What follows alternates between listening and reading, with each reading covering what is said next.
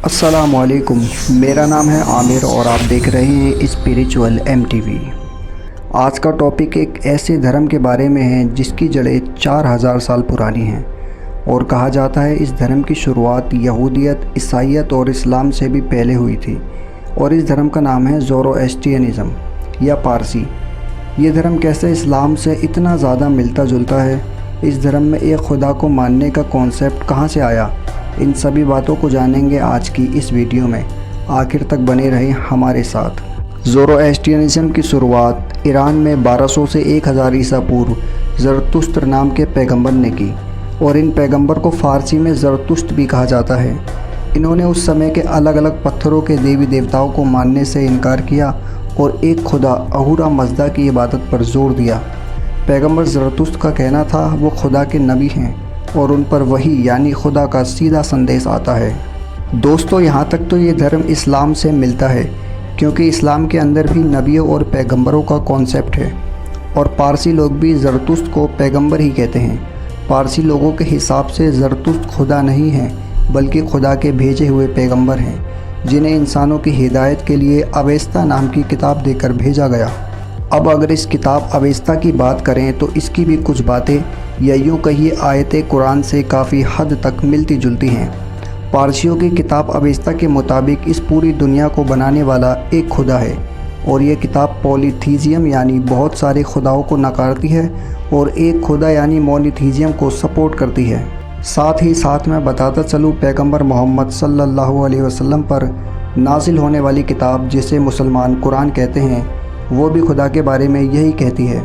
कुरान के मुताबिक अल्लाह ने इस पूरी दुनिया को बनाया और उसके बाद वक्त वक्त पर इंसानों की हिदायत और अच्छे बुरे का फ़र्क समझाने के लिए अपने नबियों और पैगंबरों को भेजता रहा।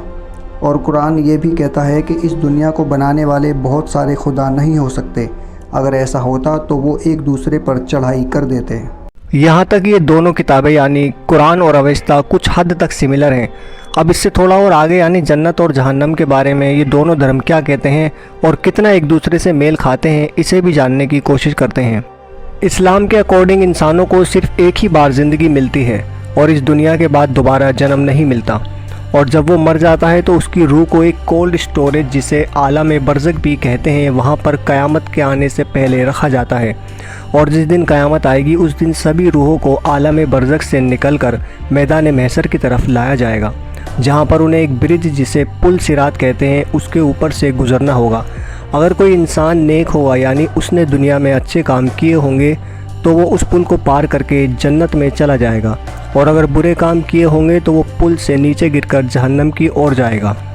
अब अगर पारसी धर्म की बात करें तो उनके यहाँ भी जन्नत और जहन्नम का सेम यही सिस्टम है। जब पारसी लोगों में कोई मरता है तो उसकी आत्मा को एक पुल से गुजरना पड़ता है जिसे चिन्वत ब्रिज कहा जाता है, यानी आत्मा ने जो भी अच्छे या बुरे काम किए होंगे इसके अकॉर्डिंग उसकी जन्नत और जहन्नम का फैसला इस पुल से गुजरने के बाद होगा। पारसियों की किताब अवेस्ता के मुताबिक जो लोग जन्नत में जाएंगे उन्हें वहाँ सुकून, रोशनी और खुदा की रज़ा मिलेगी, जबकि जो लोग जहन्नम में जाएंगे उन्हें बेचैनी, दुख, तकलीफ़ और खुदा की नाराज़गी मिलेगी।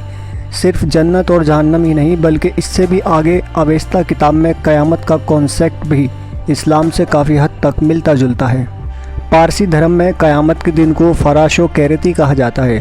फ़राशो कैरती वो दिन होगा जब सारी दुनिया ख़त्म हो जाएगी और इंसान से लेकर जानवर तक कोई नहीं बचेगा।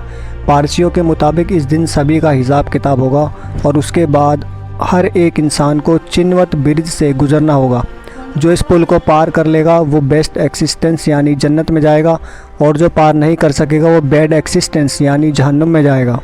अगर कुरान पर नज़र डालें तो कुरान के हिसाब से जिस दिन क़यामत कायम होगी उस दिन हर इंसान को अच्छे और बुरे का बदला मिलेगा।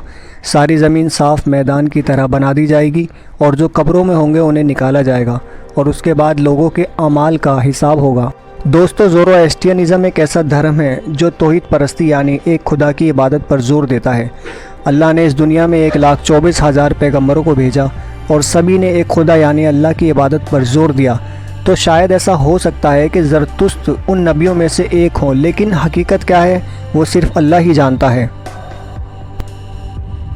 आपको ये वीडियो कैसा लगा कमेंट करके अपनी राय ज़रूर दें। मिलते हैं इसी तरह की किसी और वीडियो में, तब तक के लिए अपना बहुत सा ख्याल रखें। अल्लाह हाफिज़।